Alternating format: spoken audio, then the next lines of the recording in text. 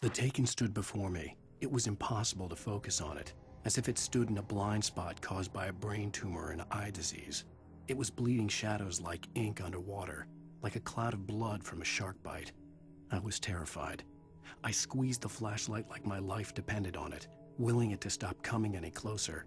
Suddenly something gave, and the light seemed to shine brighter.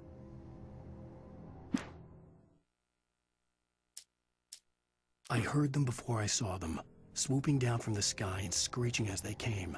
I spun around just as the cloud was upon me.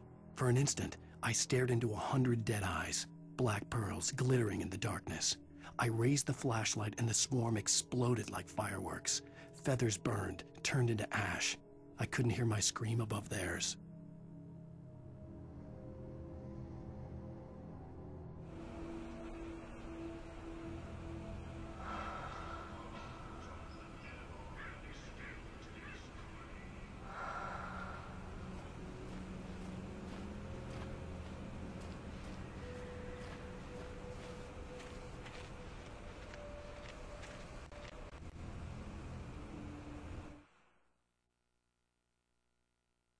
At first, I kept finding the pages as if by accident. The book I couldn't remember was either a terrible and true prophecy or an act of creation that had rewritten the world. I began to hunt the pages feverishly, for they held the answer to the mystery. With it, I could save myself. With it, I could save Alice.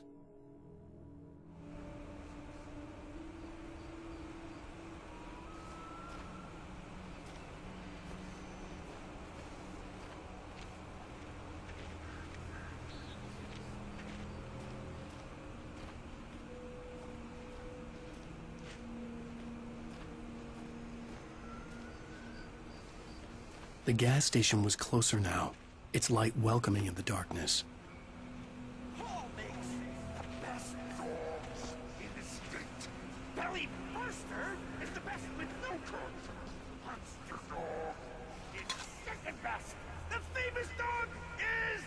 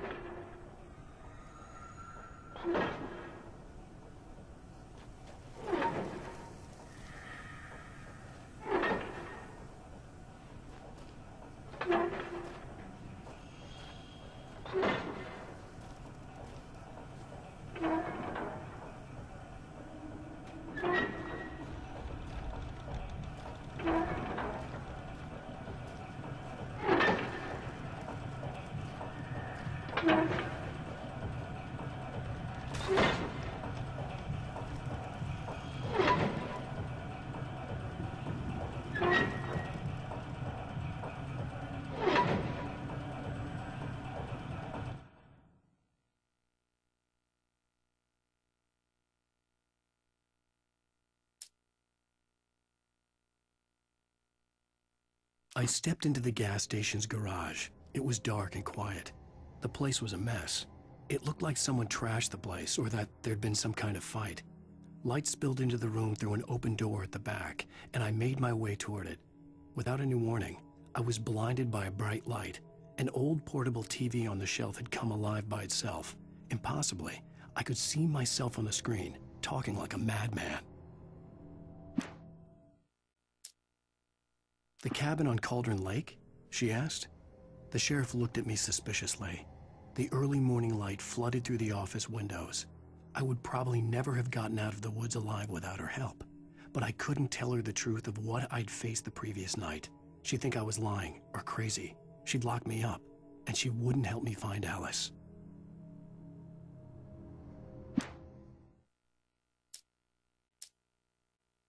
Rose knew she had been gushing, but right now she didn't care. As far as she was concerned, her brief meeting with Alan Wake was literally the high point of her life. High turn.